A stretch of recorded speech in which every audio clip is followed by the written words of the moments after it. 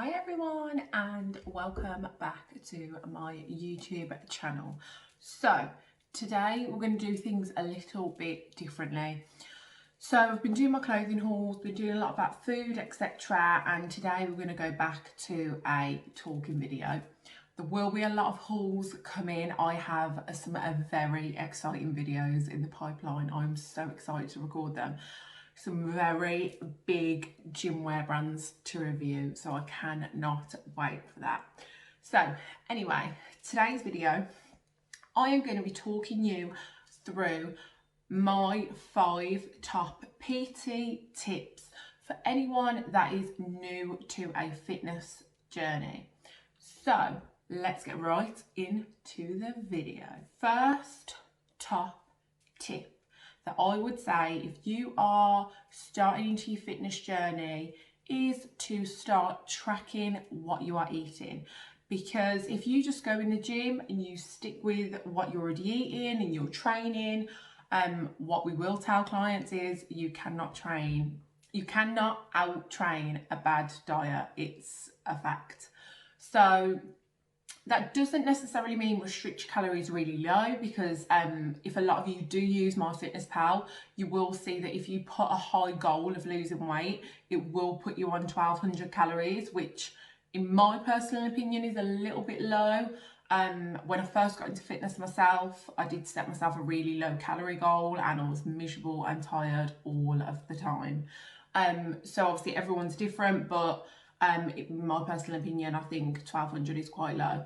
So what you want to do is go onto a calorie calculator online. I will link one that I do use for my clients in the description. What that's going to do is it's going to track your calories based on your height and your weight and how active you are. And you'll have 3 options, whereas with MyFitnessPal, you don't get this. You'll have 3 options and it'll be to maintain the weight you're already at, to extreme weight loss, and to mild weight loss. And to be honest, with my clients, I don't really tell them to focus too much on the scales, because your weight can go up at any point and it can actually not be fat gain. It can be a mixture of different things that are affecting the number on the scale. So I'm not really too,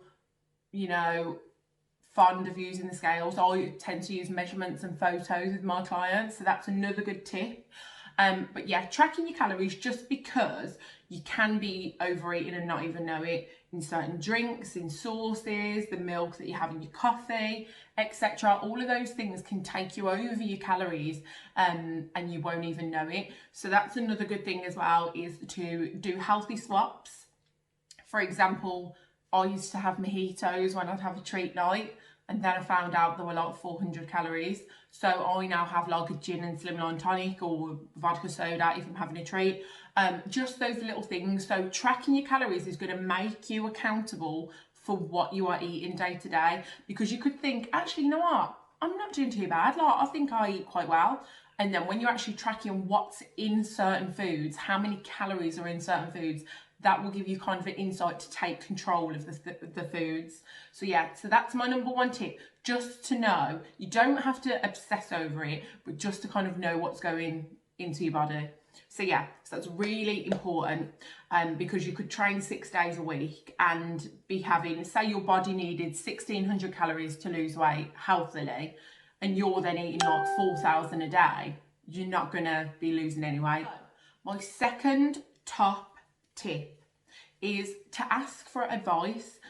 That doesn't necessarily mean go and get a PT or go and get a trainer.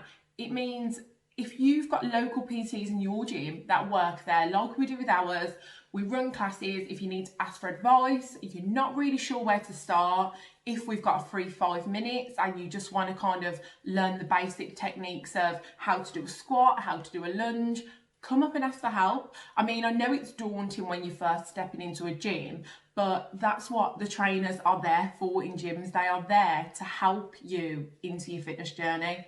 And then obviously if you are looking at getting a PT, make sure that you've researched that person, they look credible, you've checked out their social medias. When you go for your consultation, ask questions, see what their knowledge is like, see if they do know what they're talking about. because the last thing that you want to do is go and get a PT and then waste your money. So yeah, like I always run consultations with my clients so they can kind of know who I am, if they feel comfortable with me, and etc. A lot of PTs will also do taster sessions, so then you can see, do I actually like the way this person teaches me? Because you've got to remember, it is personal, so you want to feel comfortable with the person that is going to be teaching you your technique, your form. That's a big thing. If you are new to fitness and you have no idea about technique, getting a PT is a very good idea, because things like deadlifts and lunges and squats, if you get them incorrect and then you start overloading the weight on some things, what's going to happen is you're going to have an injury if you're doing it consistently wrong all the time. So yeah, so definitely ask for our next top tip. So third tip for your new starters is, don't be afraid of resistance training. So I have a lot of people come to me in the gym and they'll say, oh no, I don't want to up my weight on that, or oh, I don't want to do weights, no, I don't want to use the resistance machines, that's going to make me bulky and I don't want that. It's not. I have been weight training heavy for the last 3 years. It's not going to make you bulky, especially with women. We're not genetically made up the same as men, so you're not going to get bulky. If anything, it's going to sculpt and tone your muscles. You need progressive overload to be working the body. What you don't want to do is just be like, okay, I'm going into fitness and all I'm going to do is cardio. And you're going to make the mistake that I made when I first got into fitness and restrict my calories to the lowest, and then go and do an hour and a half on the treadmill every day and leave the gym. No weights, just cardio.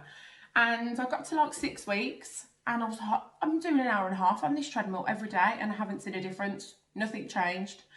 Because what happens is your body adapts to what you're doing very quickly. So then you've got to make that harder. So then you're going to have to keep adding time, or, you know, combining pieces of cardio equipment. Whereas with myself, I do 1 HIIT session a week, I do 4 weight sessions a week, and I do a little bit of cardio here and there, which is probably my walk to work and walk home, etc. And obviously I am on my feet a lot with my job, so that does help get my steps up. But don't be afraid of using the resistance equipment. Weights are proven to burn fat and tone the body. You're not going to walk out and be like, you're gonna have a nice toned figure. So don't be afraid of resistance, and also don't be afraid of progressively overloading your workouts. And what I mean by progressive overload is you're training. So say you've been training for 4 or 5 weeks and you've been doing kind of a similar routine. So say for instance you're doing chest, you're going in, you're doing chest press, you're doing pec fly, and you're doing underhand flies or etc. with dumbbells, and you go in every week that you do that workout, you do the same reps and you do the same weight. Your muscles have already got used to what you're doing. There's no stimulus. It's not pushing your body enough. You're not pushing yourself outside your comfort zone. So okay, if the weight up from that is too much, change the tempo, slow it down a little bit, superset it with something else. So you do 2 exercises back to back, or, you know, change the reps. There's always something that you can do to progressively overload the body, especially if you are experienced in the gym and you already know what you are doing. Not doing these things can hinder your progress, because you'll just be stagnant in your progress. And that's also what I mean in terms of the apps, you know, that I'm seeing out there.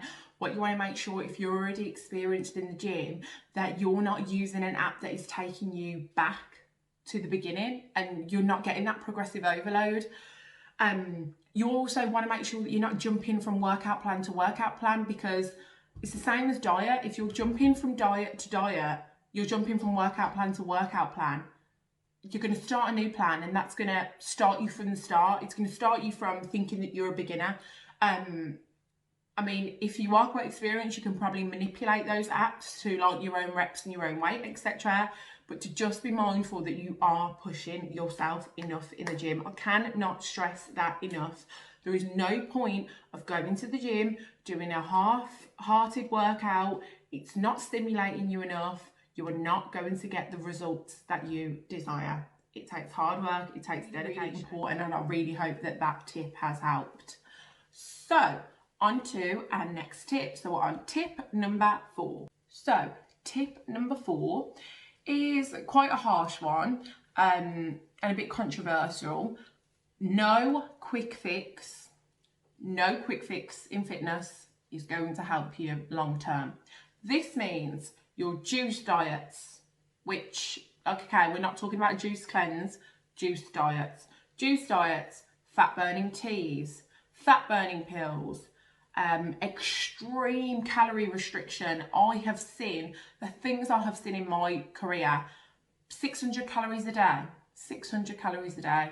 You are literally, your body has no fuel, nothing.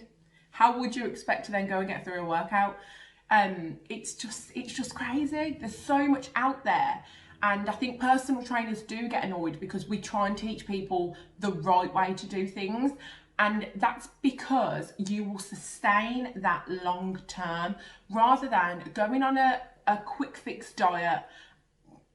You're then going to just lose water weight, and it's not sustainable. As soon as you go back to normal eating, that weight's going to come back on. So to actually burn fat and keep it off and tone your muscles, you need to really be careful with what diets, etc., that you're doing. You want to make sure that you're getting enough protein in your body, you know, to repair your muscles. When you're doing weight training, you need protein. So if you're on this restrictive, super horrible diet, you're going to be tired, you're not going to want to train, you're probably going to feel sick, etc. And I know this because when I was a newbie, I tried all these things. I was desperate and absolutely desperate to lose my baby weight.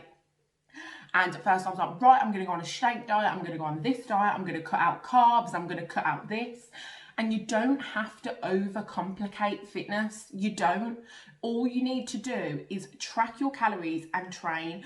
Don't go to the extreme. It's going to make you so unhappy, and long term it's not going to be sustainable. So you're going to keep going back and forth, back and forth and back and forth. So I hope that helps. You know, I know that a lot of mainstream companies, they will promote this as lose 7 pounds in 7 days and da da da da. From experience and the knowledge that I have, that is not going to help you long term. Okay, so on the back of that, this is going to take us on to tip number 5. So this is our final tip, and I'll try and say this to everyone. And when I look back at my own journey, I was like terrible for not being patient, but you need to be patient with your results. So when I had my baby weight, I was like, right, I need to lose it in 6 weeks or 3 weeks. I'm going on holiday. I need to look good for my holiday, etc., etc. Yeah, so just being patient, you know, years of overeating or, you know, neglecting your body, you're not going to be able to undo that in 3 weeks. And that's usually what leads people to seeking out these quick fix diets. And I know it can be frustrating. You've been really good. You've been, you know, really good with your calories. You've been working hard. You've been training. You've been doing classes. You've been doing PT.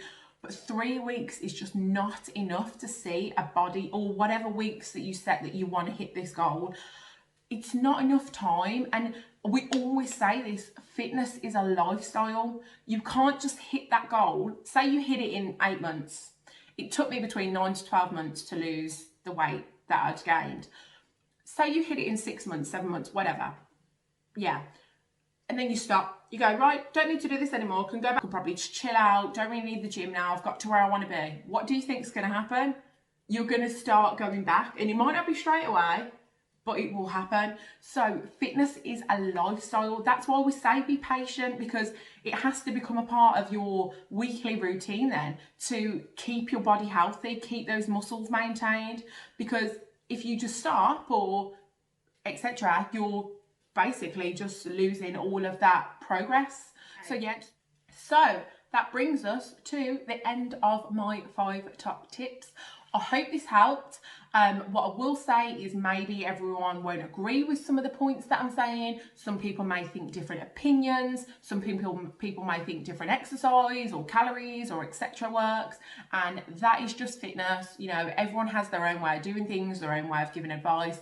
I'm just going by my 3 years experience in the gym, my experience with clients, and what has worked and what hasn't worked. So I hope this was informative for you. Please do like and subscribe if you can. I have many more videos on the way, and thank you so much for watching. And if you have any questions about your fitness journey, about anything to do with the gym, don't hesitate to drop me a message on Instagram. I would be more than happy to help. Okay, so thank you for watching.